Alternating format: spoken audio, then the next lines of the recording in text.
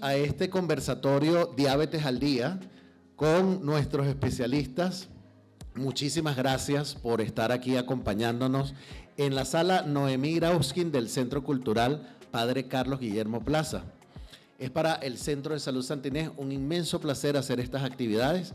Y hoy esto va a ser un programa especial de Los Especialistas Responden, porque vamos a tener 3 maravillosos especialistas que nos van a hablar sobre la diabetes.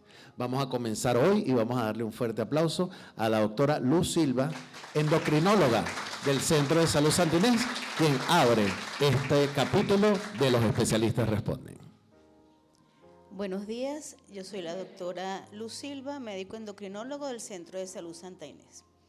Muchas gracias al centro por invitarme a este conversatorio y muchas gracias a ustedes por venir a participar con nosotros de él. El tema de hoy, como ustedes saben, es el conversatorio sobre diabetes.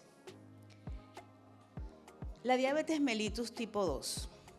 Cuando el paciente se le diagnostica diabetes mellitus tipo 2, el paciente va a comenzar un nuevo y largo camino. Y nosotros vamos a enfocarlo, vamos a guiarlos y vamos a transitar con ustedes ese camino de esta enfermedad que es crónica o de esta condición que es crónica. Antes de que el paciente desarrolle o se le haga el diagnóstico de una diabetes tipo 2, el paciente comienza a presentar trastornos en sus niveles de azúcar que no necesariamente son diabetes mellitus. ¿Quiénes tenemos riesgos de padecer de ese estado conocido como prediabetes? Término que antiguamente se aceptaba, no se aceptaba, pero pienso que es bastante amigable y todos entendemos lo que queremos decir con una prediabetes.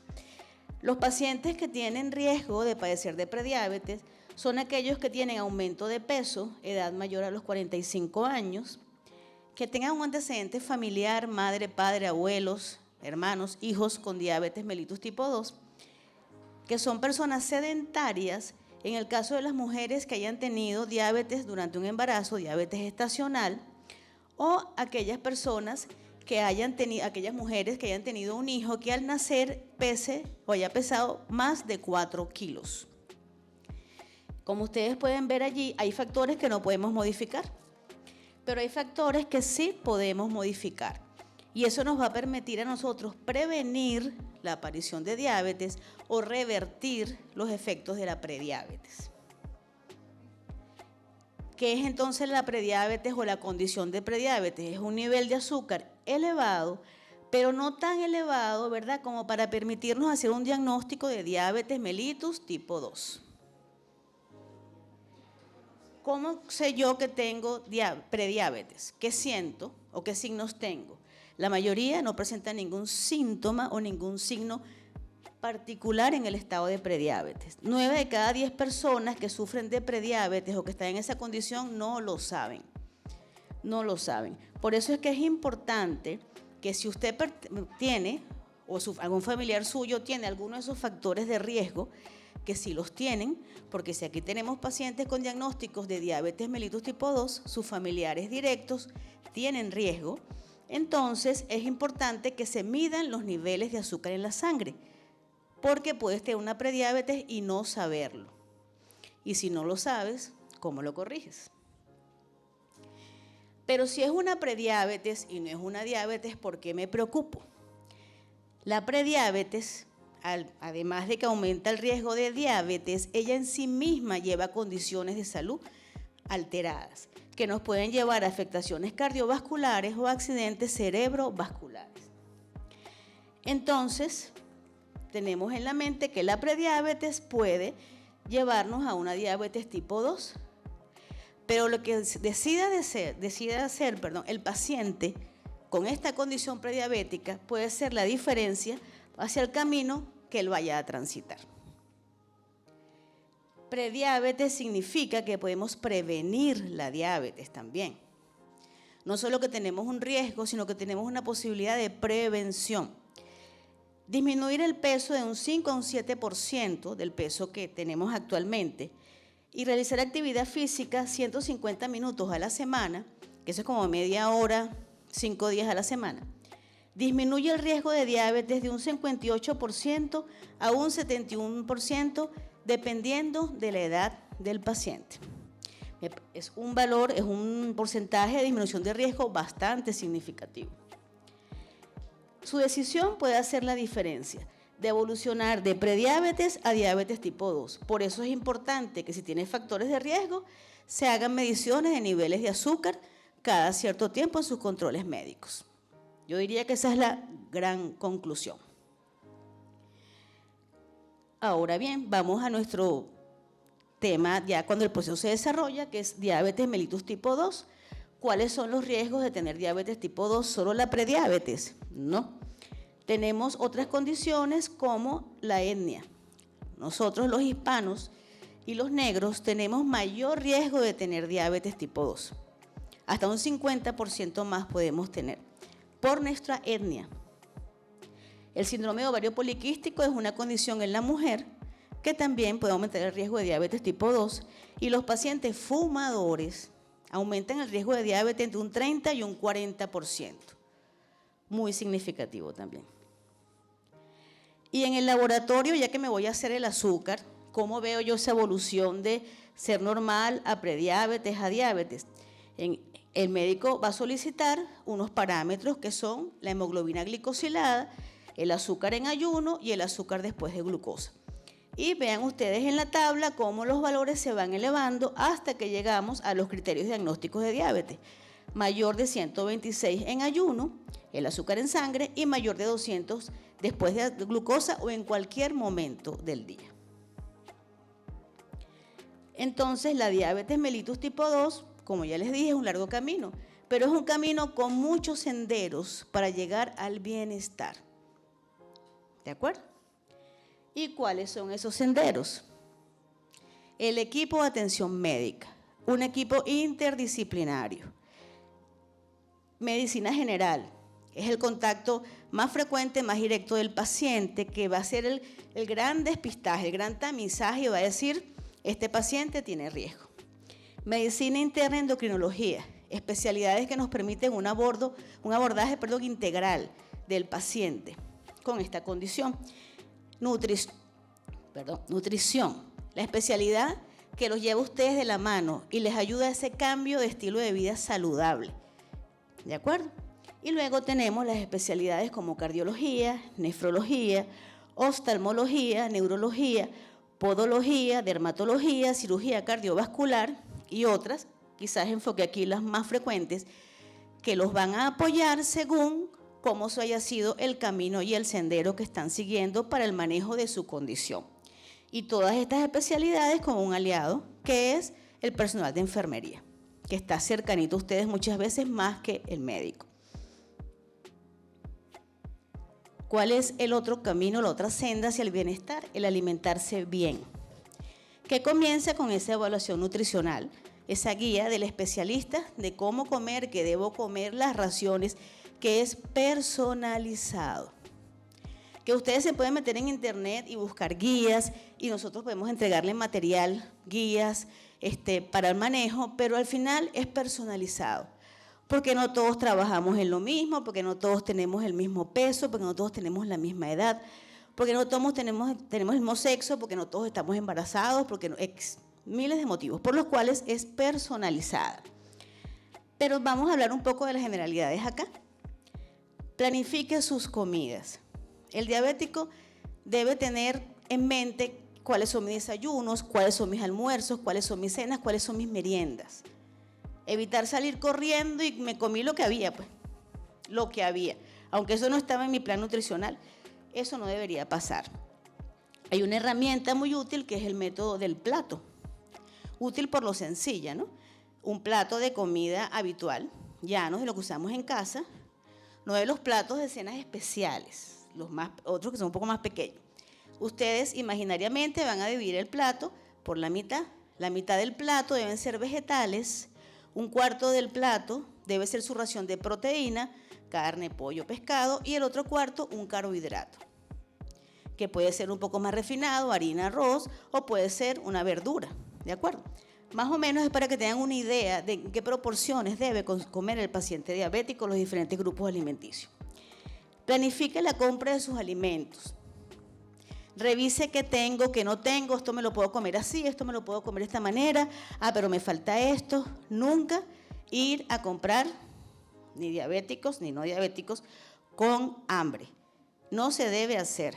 El paciente va a hacer mercado, si va en la mañana, desayune y vaya a hacer mercado. Si va en la tarde, almuerce y vaya a hacer mercado, porque nos podemos volver locos cuando vayamos a comprar, porque tenemos hambre y compramos, esa hambre nos va a guiar la mano a la hora de comprar. Anotar las comidas. Esto ayuda mucho al paciente. Yo le pregunto siempre al paciente, ¿qué desayunó? Y suele decirme una arepita. Una arepita es algo así. No, un poquito más grande. ¿Qué almorzó? 2 cucharaditas de arroz. Y dice, ¿no tiene hambre? No, pero yo con 2 cucharaditas de arroz yo me lleno. Es importante que usted anote lo que desayunó, lo que almorzó, lo que merendó, porque seguro no es una arepita, es una arepa. Seguro no son 2 cucharaditas de arroz, es media taza, es una taza, ¿verdad? Pero si usted, el anotarlo, lo enfrenta a usted como con la realidad. Sí como. Y estoy comiendo tanto. Y yo no me doy cuenta porque lo dejo a mi memoria, lo que yo como. Les debe haber pasado que yo le pregunto al paciente, ¿qué desayunó ayer? Y pueden durar 5 minutos pensando, ¿qué desayunaron ayer? Quiere decir que nosotros no lo fijamos, porque es casi automático. Eso nos ayuda a ver dónde está el error, lo que fue y no debió ser, lo que estoy haciendo bien. Por eso es que se sugiere anotar, no toda la vida, mientras crean su hábito, por supuesto. Contar los carbohidratos es otro método, porque los carbohidratos son los que tienen más niveles de azúcares y los pacientes diabéticos no deben consumir azúcares. ¿Okay? Salir a comer fuera de la casa, sí se puede hacer. Recuerde que las comidas fuera de la casa suelen ser raciones más grandes que lo que comemos en la casa. Más salsas, más grasas, más de todo.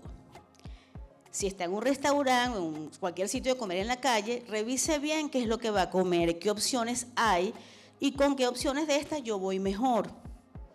¿De acuerdo? Importante que si va a comer en la calle o porque lo invitaron a la casa de una amiga o porque hay un conversatorio y hay un snack, usted verifique que eso usted lo puede comer. Y si es importante que antes de iniciar esa comida familiar, esa comida especial, esa comida en la calle, se tome un vaso de agua, que la va a ayudar a sentir más llenura y le va a ayudar a manejar mejor lo que va a consumir en ese momento. ¿De acuerdo? Y esto va de la mano del otro camino hacia el bienestar, que es el peso saludable. Nosotros nos guiamos con el índice de masa corporal, que nos permite clasificar el peso de una persona en normal, sobrepeso y obesidad, y la obesidad a su vez se va a clasificar en leve, moderada o severa. También usamos la medición de la cintura, la grasa abdominal, que ahí tienen los valores normales para mujer y para hombre. ¿Cuál es el peso saludable para usted? Lo vamos a calcular por el índice de masa corporal y otras condiciones que nosotros podemos ver en un paciente, que puede ser un poquito más o un poquito menos según sea el caso. Para mejorar el peso es importante evitar el sedentarismo, ¿ok? No siempre a través de un deporte, puede ser una bailoterapia, una actividad, un deporte como la natación, pero hay otras cosas más sencillas. Si va a caminar y su condición física lo permite, camine un poco más rápido, y los quehaceres del hogar obviamente generan una actividad física que ayuda a evitar el sedentarismo. ¿Qué es importante cuando decidimos iniciar una actividad física que va un poco más allá de esto? Hacer algo que le guste. Algo que le guste, para lo que hay cierta facilidad, bien sea por la cercanía, bien sea por la hora, porque eso los va a ayudar a mantenerse en la actividad que escogieron. Empezar poco a poco, paulatinamente, a hacer la actividad, si la persona ha sido sedentaria, porque obviamente se va a cansar y va a sentir ese cambio. Tratar de no hacerlo solo, sino con otro grupo de personas que lo acompañe, familiares, amigos, vecinos, para que les permita esto mantenerse también en el tiempo. Anotar en su agenda esa actividad como una parte más de la rutina, de sus actividades cotidianas. Establecer metas a corto plazo. Por lo menos en mi caso, si yo digo hoy, que voy a rebajar 20 kilos, eso está allá, está a lo lejos. Pero si yo digo que esta semana voy a perder 500 gramos, es distinto. Entonces debe establecerse metas a corto plazo que usted vea cómo la va cumpliendo y cómo eso va mejorando.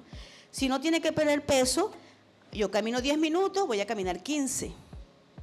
Si no es eso, yo tengo el azúcar en un valor, voy a ayudar a que baje un poco más el azúcar haciendo mis mediciones, ¿de acuerdo? Y por supuesto la actividad física va a depender de las condiciones del paciente, entre ellos la edad del paciente.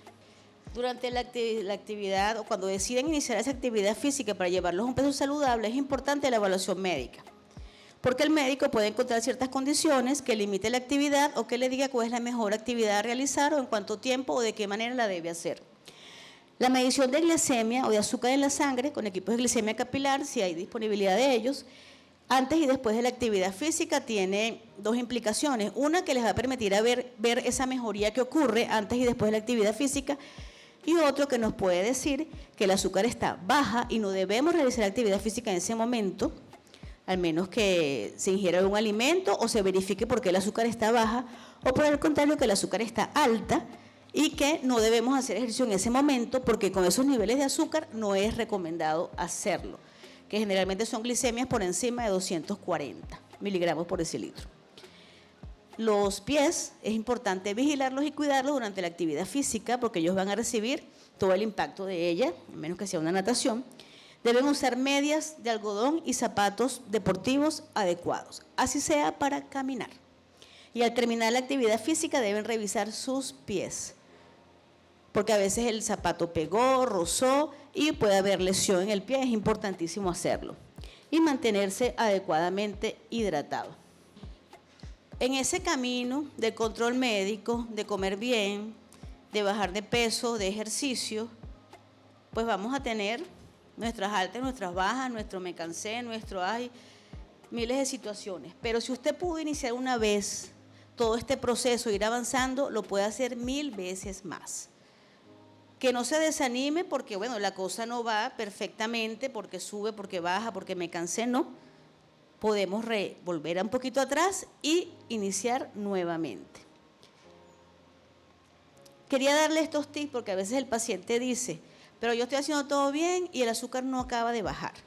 Hay algunos factores como no necesariamente la alimentación que produce estos problemas, la cafeína, algunos edulcorantes artificiales que no son tan edulcorantes artificiales y pueden realmente elevar el azúcar, el falta del sueño, el mal dormir, el estrés, el saltarse alguna comida, generalmente la que se saltan es el desayuno, no hidratarse bien, medicamentos de uso tópico como los inhaladores nasales, sobre todo esteroideos, se absorben y si lo hacen de manera no adecuada, sin una adecuada prescripción, les pueden alterar el azúcar, enfermedades de la boca, también nos pueden complicar llegar a un buen control y cuando hace mucho calor, porque de alguna manera nos deshidrata o nos puede incluso producir bajas de azúcar. Entonces, la diabetes mellitus tipo 2 ciertamente es un largo camino que no se camina solo. Vamos a tener personas delante de nosotros que le diagnosticaron la enfermedad hace 3 años y a mí me la diagnosticaron hace 3 meses. Y de esas personas nosotros aprendemos su camino, sus aciertos y sus desaciertos. Y detrás de nosotros hay personas que se diagnosticaron ayer la diabetes y ustedes van a hacer también esa guía, esa pauta de lo que podemos hacer, lo que no debemos hacer.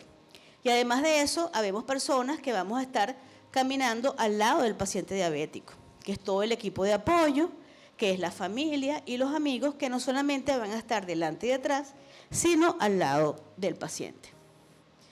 Finalmente, la diabetes mellitus tipo 2 ciertamente es un largo camino, pero es un camino que si usted, o depende de cómo usted lo camine, o como usted cruce los senderos, puede ser un hermoso camino, que es lo que quiero que se lleven en mente. Es un proceso largo, pero que puede ser muy hermoso y llevarlos al bienestar. Muchas gracias.